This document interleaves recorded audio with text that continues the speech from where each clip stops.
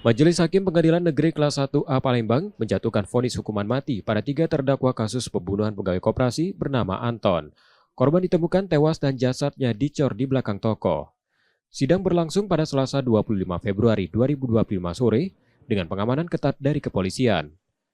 Ruang sidang dipenuhi keluarga korban yang ingin menyaksikan langsung putusan hakim. Majelis Hakim menyatakan Anton, Pongki, dan Kelvin bersalah dan menjatuhkan hukuman mati pada ketiganya. Putusan tersebut sesuai dengan tuntutan jaksa penuntut umum. Menurut hakim, mereka tidak hanya menghilangkan nyawa korban, tetapi juga menyembunyikan kejahatannya dengan mencor jasadnya di belakang toko. Selain itu, terdakwa juga mengambil barang berharga serta uang milik korban.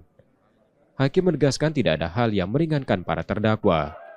Mendengar vonis tersebut, keluarga korban menyatakan puas dan mengapresiasi keputusan majelis hakim. Karena jelas juga di dalam pertimbangan bahwasannya korban adalah tulang punggung keluarga dan juga para pelaku atau terdakwa.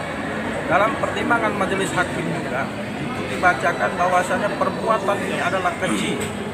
Karena kenapa? Orang yang sudah meninggal seharusnya dimuliakan, akan tetapi ini sudah meninggal justru malah dicor. Sementara itu, ketiga terdakwa menyatakan akan mengajukan banding. Kita akan mengajukan banding karena kita di sini membela hak-hak dari tersangka juga, selayaknya dia manusia. Seusai sidang, keluarga korban tampak menangis haru. Yudi Kiswanto, Kompas TV, Palembang, Sumatera Selatan.